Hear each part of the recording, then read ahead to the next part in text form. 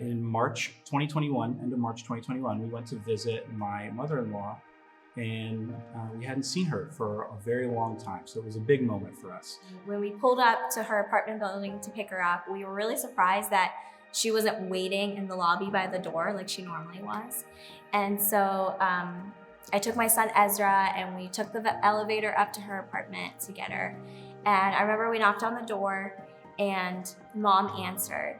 And when she answered the door, I audibly gasped because she looked a lot different than I expected her to look. It seemed like she had lost a ton of weight.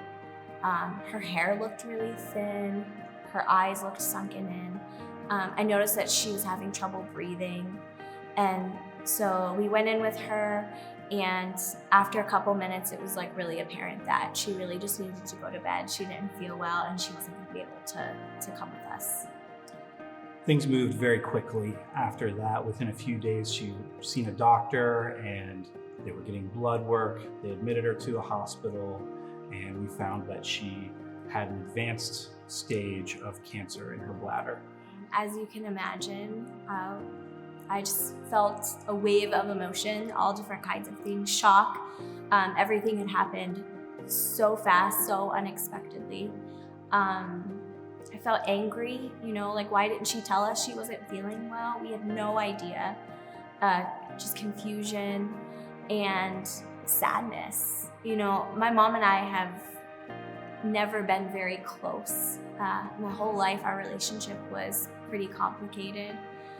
I felt that she was very negative, and it was really hard for me to be around that. I felt like I was being put down a lot, and there was even a season where we had to set some boundaries, and I didn't really talk to her as much.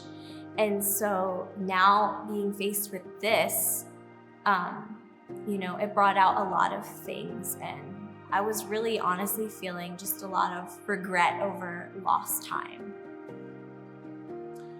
About a year before that, in March 2020, as we all know, city life moved online. This was a period of time that I'm sure none of us were happy about. None of us were excited about. We all wanted to be in person and see our friends and our family in church together, but we couldn't do that for a little while. But what that did enable was Mom to start coming to church with us, which she did right away.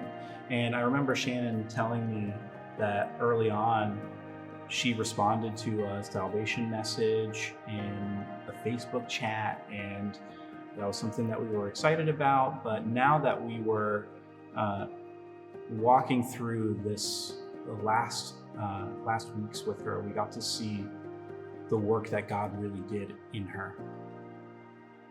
Yeah, and so it wasn't long after her diagnosis that she got an infection, and then things really just kind of sped up from there. And we got the call from the doctor saying that we had to get there to say goodbye. So when I got there, she was really excited to see me, which was really special. And I walked in and she was like, "That's my daughter. She came all the way from Philadelphia." And there were a team of doctors in there, and they were the palliative care team. And what they were doing when I got there was they were trying to get to know her a little bit more so they could put together a very specific plan for her end-of-life care that suited her. And so they were asking her questions like, "What do you love?" And she said, "I love my kids, I love my grandkids, I really love my cat Fred."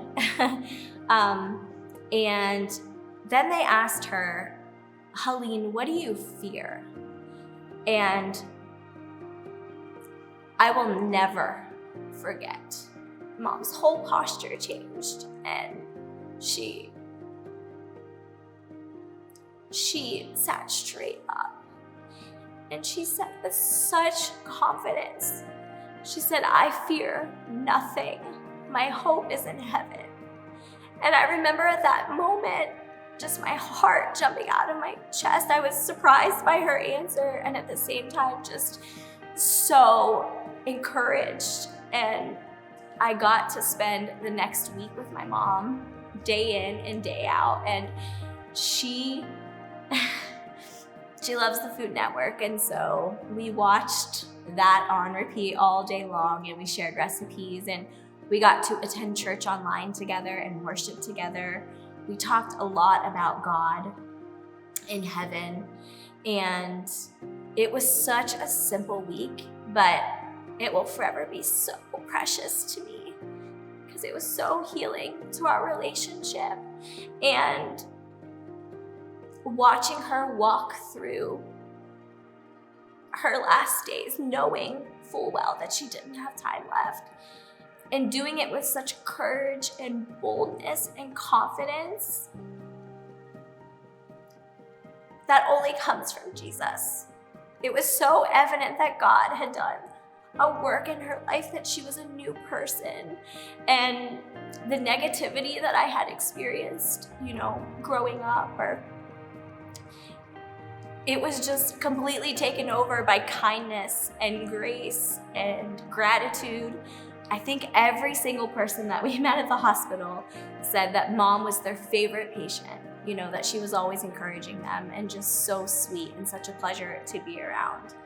When I think of Mom, I just think of how far God is willing to go for the one, that he would take a church in Philadelphia online to reach a 61-year-old widow in her apartment in Newcastle and fill her with his spirit there so that she can face her final days with such strength and courage and grace.